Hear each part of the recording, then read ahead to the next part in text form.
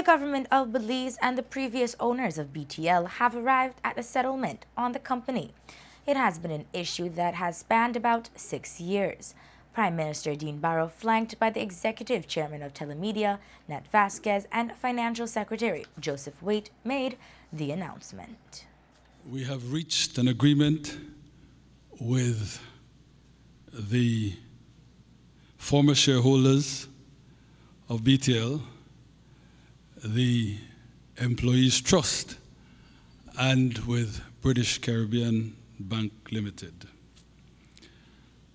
I use the description that I just employed advisedly because Lord Michael Ashcroft has always insisted that he doesn't have any financial interest in BTL. I'm prepared to take that at face value, but in the interests of full disclosure, he was the person with whom I negotiated. So, but he was doing this according to his words to me as a sort of good Samaritan, and on a kind of pro bono basis.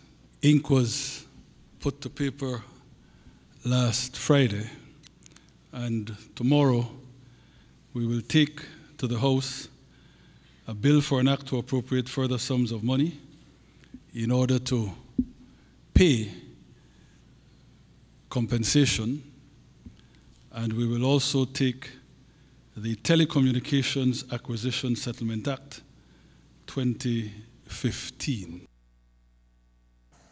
In 2009, the government nationalized the company, acquiring both shares in Telemedia and a loan from British Caribbean Bank that the company received prior to its nationalization.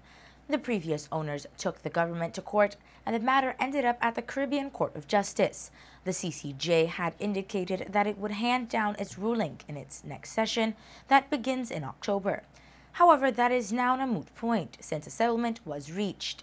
The original loan was for $22.5 million. The Prime Minister said the total sum of the loan would be paid by government in the first instance, and BTL will repay the government. He explained how the payments will work out. $48.5 million will be raised by way of government's issue of these treasury notes.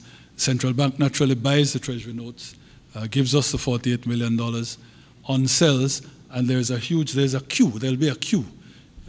Liquidity is such, market conditions are such that there will be a queue for people who will want to buy, in turn, the treasury notes from the central bank.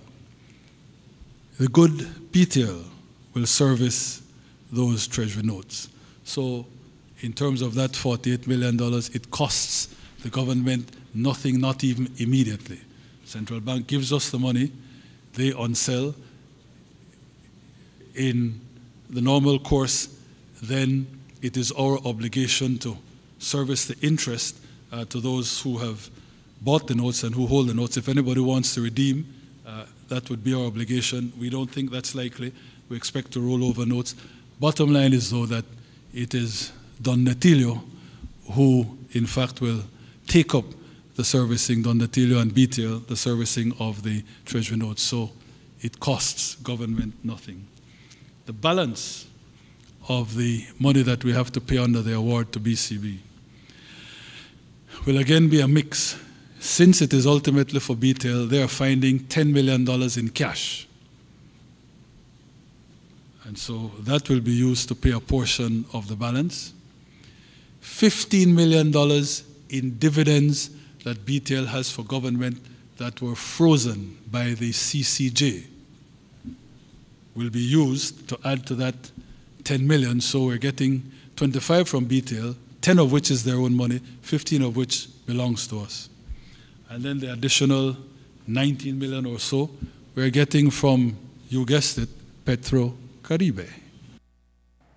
He went on to say compensation for the shares acquired is a bit more complicated. We are prepaying on the award that the tribunal will make. We are prepaying at the nearer value, because we are saying that is all we can concede. If we win, this prepayment will in fact mean the entirety of the payment and the end of the story.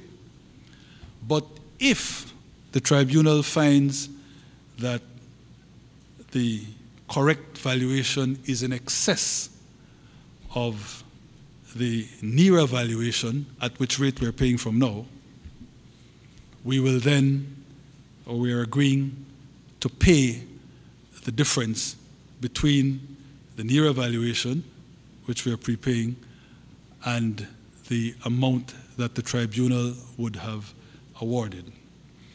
There's an additional wrinkle. The Ashcroft interests in front of the tribunal, in making their case to support the value that they claim, include an element of valuation in their formula to take account of the accommodation agreement. Now, you know, we've resisted that accommodation agreement, and in fact, they already got an arbitration award against us for breach of the accommodation agreement, which we have not yet paid and which I will not pay. Make that clear. And that's not part of the settlement, because I'm not going to pay that. Notwithstanding that there is an enforcement order in the US. And I'll tell you in a minute how and why I know that I don't have to pay. But in terms of the arbitration tribunal, if the value that it awards does include an element for the accommodation agreement, I've negotiated so that that portion will be separated out and will be described as the restricted amount. Apart from the restricted amount, I will pay to the previous owners of BTL, the previous shareholders, what the tribunal orders, and I will pay that in US dollars. The restricted amount will be paid in Belize dollars and will have to be spent in Belize on charitable projects for the good welfare and well-being of the people of this country, such projects to be identified to the trust that gets the restricted amount by the government of Belize. When added up, according to the Prime Minister, the cost of the settlement is $162,700,000.